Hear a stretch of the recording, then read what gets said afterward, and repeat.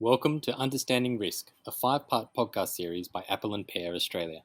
My name is Hugo Britt, and I'm joined today by Rob Blakey, the R&D and New Variety Programs Manager at Stemlit Growers in Washington State, which is one of the largest and leading apple, pear, and cherry grower packer marketers in the US. Rob is here today to talk about managing change, an important element of risk management. Rob, this podcast series is about risk. We've talked about the risk of natural events beyond our control, such as hailstorms or pest infestations, but there's another sort of risk that is entirely man-made, being resistant to change. Why do you think a resistance to change can put a grower's entire business at risk? I just got back from Fruit Logistica and I heard a very interesting acronym. It was R-E-D, RED, for relevant, efficient, and different. And I think those three concepts can nicely frame the risk of resistance to change. So at the end of the day, a grower needs to sell their product at a financially sustainable price. So needs customers to buy and eat their fruit. And growers risk not being relevant to consumers with an incorrect varietal mix, their production practices, sustainability, their marketing, and ultimately growing fruit that people are not willing to pay a sustainable price for.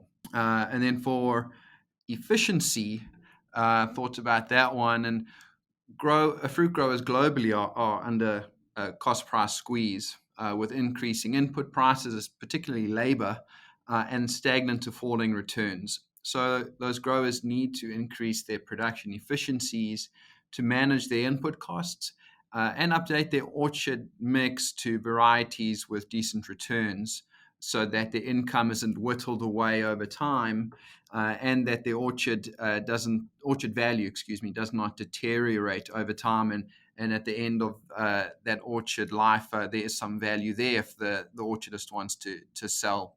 So that resistance to change has short, medium, and long-term impacts for the grower.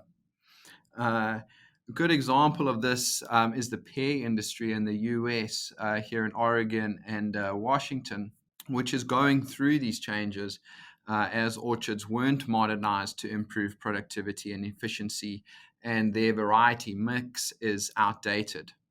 We've seen similar issues in the cherry industry in Wenatchee here in Washington, and the apple industry in Washington is in the midst of another consolidation where the growers that have not kept up with the market are not efficient and are not differentiated will find it very difficult to continue.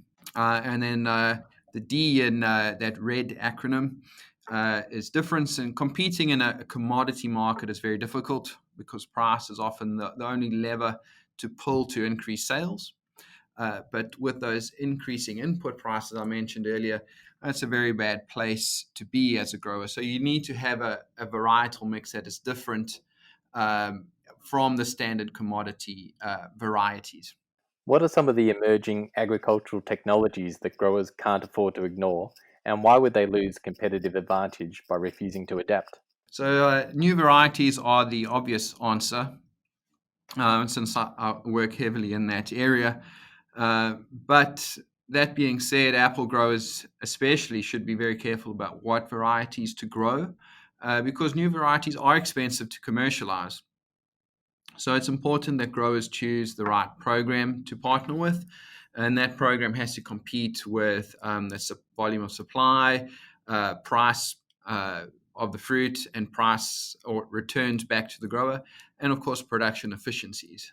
And looking at more AgTech options, I think the most important technologies are those that can improve uniformity in an orchard and of course efficiencies, but those go hand in hand.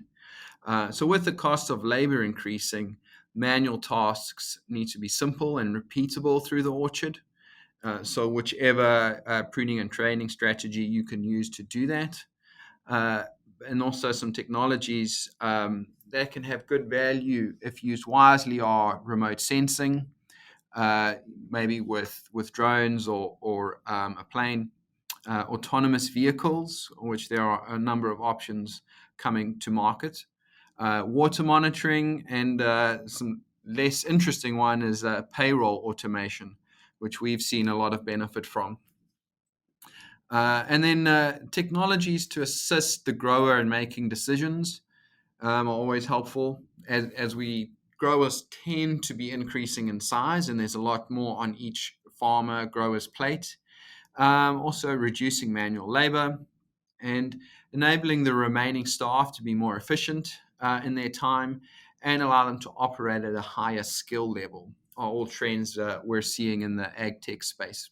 What would your advice be for a grower who's fairly conservative and cautious, but at the same time wants to keep abreast of transformational ag tech? Yeah, very interesting question. So I think you don't have to, and you really shouldn't use every piece of new technology available to you. Uh, you know, as a grower, what your pain points are and what your bottlenecks are. So look for technological solutions to those. Speak to other users, other growers, and trial them if possible before committing to spend a decent amount of money.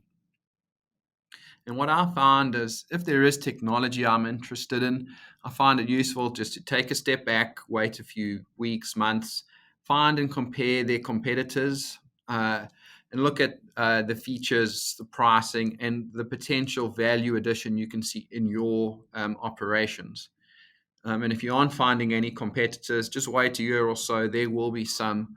The ag tech space is very small, and there's a lot of competitors in the wings. And once you are having these conversations with the provider, don't be afraid to ask those difficult questions that are on your mind before committing to anything. I think the answers that these providers provide, it's a very interesting yardstick to compare them and rather have those difficult conversations up front rather than once you've started implementing technology and you're finding these problems which weren't dealt with at the beginning. And if you are looking at a labor saving solution, it's critical that your people are on board and adequately trained and supported for a successful launch. Because if your people aren't happy with the technology, it's not going to work. Rob, thank you so much for joining us today. You're most welcome.